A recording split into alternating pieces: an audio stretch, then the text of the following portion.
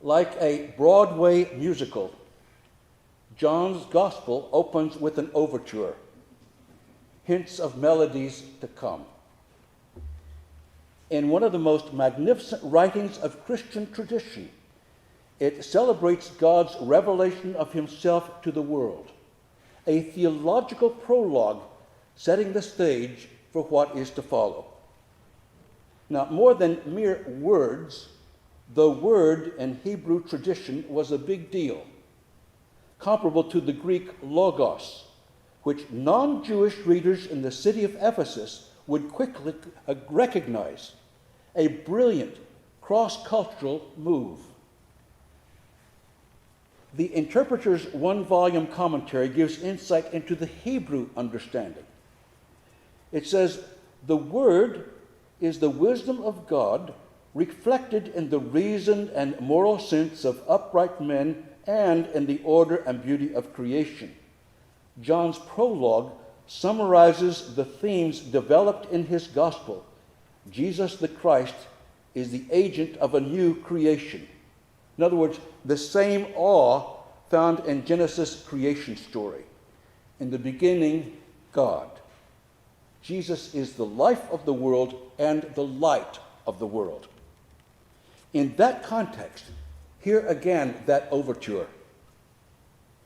In the beginning was the Word, and the Word was with God, and the Word was God. And the Word became flesh and dwelt among us, and we have seen his glory, the glory as of a Father's only Son, full of grace and truth. Writing around 95 AD, a third-generation Christian who didn't know the human Jesus, John's lofty vision reminds me of Beethoven writing the Ninth Symphony. Deaf as he composed it, his symphony reached as far as instruments could take it. So beginning the fourth movement, Beethoven introduced 4 vocal soloists singing parts of Schiller's poem, Ode to Joy, building a crescendo until the chorus exploded in the German equivalent of Joyful, Joyful, We Adore Thee. I still find it so emotional to hear that instrumental build-up as for the first time in major symphonic work, the human voice breaks forth. That is the impact of John's gospel. Theologically, the gospel elevated the earthly human Jesus into the divine sphere, even beyond resurrection, identifying Jesus with the very essence of God, to be in the very beginning with God. A high theology, like helium balloons on the Macy's Day Parade, a commentary looking down onto Jesus' life from high up, even as he places words in Jesus' mouth. All those I am phrases. I am the way, the truth, the life. I am the bread of life. I am the true vine. Those I am phrases identifying Jesus with the ultimate I am, the very name of God revealed to Moses on Mount Sinai. This is sophisticated stuff. John took his gospel far beyond any thought that had come from Mark, Matthew, or Luke, and causing a lot of confusion in the process, as Jesus began to resemble a Greek god walking around with all the answers in the back of the book. To set the stage for this musical in modern dress, moments still happen that elevate our experience, filling hearts with feelings and emotions beyond mere thought or reason, able to integrate all parts of our faith. It goes like this.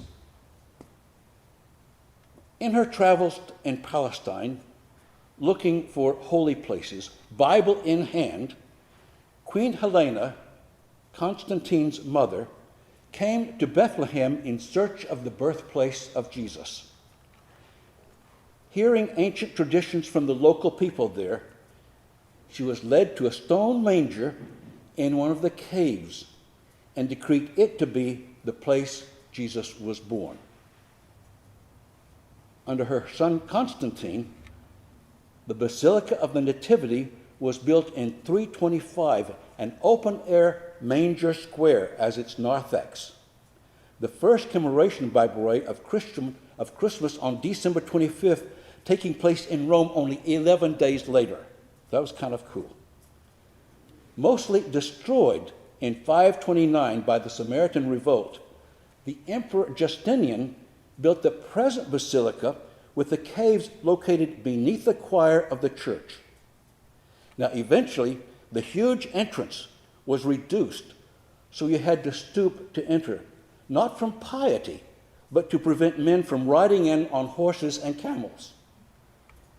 Since the Crusades, the grotto of the Nativity has been controlled by Armenian and Greek Orthodox, caves on the other side controlled by Roman Franciscans. There, in 1993, an event happened I'll never forget. Making our way downstairs to the always crowded grotto of the Nativity, we knelt at the place that remembers Jesus' birth, marked by a large 14-point bronze star, hollow in the middle with candles, and all those Orthodox, lamps always hanging there above it, always there. The stone manger toward the back. Then we went upstairs to the Latin side to descend into their section of the caves. There, in the 4th century, St. Jerome had translated the Bible from Hebrew and Greek into Latin, the Vulgate. We'd always find an empty cave to read Luke's story, sing a carol, and, not being a Roman priest, share pre-consecrated bread. To my shock, the entrance to the stairway down into the caves was locked. Never happened before. Very, very frustrating, irritating as all get out.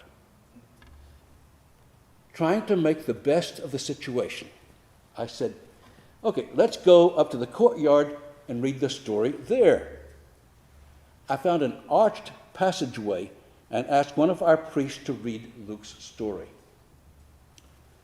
But just as she started to read, a sound came up from across the courtyard I'll never forget. An Austrian choir began singing Silent Night. Wait, I said. We stood silently as the carol literally enveloped us. On the second verse, she began to read. And it came to pass in those days, and lo, the angel of the Lord came upon them. Mary kept all these things and pondered them in her heart. Completing the story, just as the choir finished. Suddenly, our guide appeared and whispered, "It's open now." What an incredible moment we would have missed if we'd gone downstairs as planned. During this over-busy time, don't let little irritations get in the way of your own unexpected silent night moments. Listen. Watch. Christmas has just begun. In 2015, we had no such problem. But when I found our cave, it was very dark. The usual dim lights not working. But that's where I'd read Luke's birth narrative, and I don't have it memorized. Suddenly, a bright LED light appeared over my left shoulder, and I was able to read the story, followed by a verse of O Little Town of Bethlehem and Silent Night. Closing the Bible, I looked around to see who had provided the light. It was Kurt, the only Jewish man in the group, husband of a Christian from Palo Alto. From then on, I called him my Gabriel, who was just always there to help.